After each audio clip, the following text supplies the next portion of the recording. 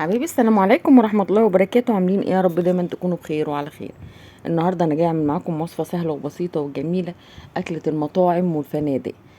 بس بقيت بقى ست البيت، فهنعملها النهاردة مع بعض في البيت. انا كنت جايبة فراخ اللي هي الشامورت اللي هي الصغيرة دي، فقسمت الواحدة اتنين، يعني نصين كده، وهبتدي بقى ايه اسلقهم. انا حابة ان انا اشوحهم كده بملح وفلفل اسود والبصلاية والطماطمية، هشوحهم وبعدين انزل عليها الشوربه بتاعتها زي ما احنا شايفين كده. شوفوا شكلها جميل ازاي. هسيبها تتسلق، هحط لها طبعا ملحها وفلفل الاسود ومكعب من الماجي وهسيبها تتسلق. هنا بقى انا هعمل ايه الكبد والقوانص. اول حاجه قطعت القوانص والكبد مكعبات صغننه كده. نزلت بالسمنه، وبعدين اول ما سخنت نزلت بالقوانص، لان هي بتاخد سوا شويه عن الكبد. هبتدي اشوحها وبعدين احط شويه ميه لحد ما ايه تستوي. هنا هبتدي بقى احيقها شويه ملح وشويه فلفل اسود، بس مش هحط اكتر من كده، تمام، لاني مش عايزه طعمها يتغير.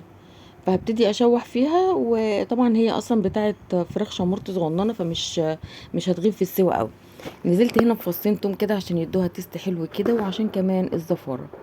هبتدي بقى اشوح فيها كده لحد ما احس ان هي استوت شويه، وبعدين هنزل بربع كوبايه ميه بس كده تستوي فيها. هنا كنت مقطعه فلفل الوان مع فلفل حامي،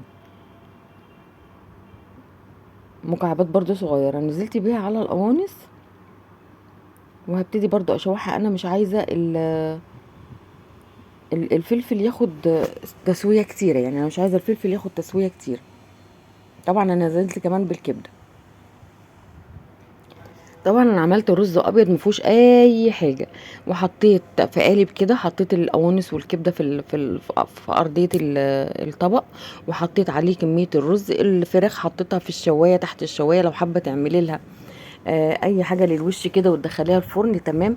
بس انا حابه اعمل كده الوجبه زي ما كنا بناكلها بره، زي ما احنا شايفين كده جميله. عملنا سلطه وعملنا كمان ملوخيه، وكمان حطيت الشوربه علشان يبلعوا بيها الرز كده. كان وجبه حلوه قوي وسهله وبسيطه وجميله. انا عندي ولادي بيحبوها جدا، فعملتها لهم النهارده بالف هنا وشفا ليهم. جربوها، سهله وبسيطه، مش محتاجه اي حاجه. يا دوبك بس عملت الرز وما رضيتش اعمله معاكم لاني عملت معاكم كتير. وزي ما احنا شايفين كده الاكله جميله وبتتكلم عن نفسها وسهله وبسيطه.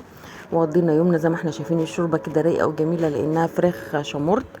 آه عملنا كمان سلطه وقضينا يومنا زي ما احنا شايفين كده. كان فضل ونعمه من عند ربنا. جربوها ان شاء الله تعجبكم وتنول اعجابكم. والسلام عليكم ورحمه الله وبركاته.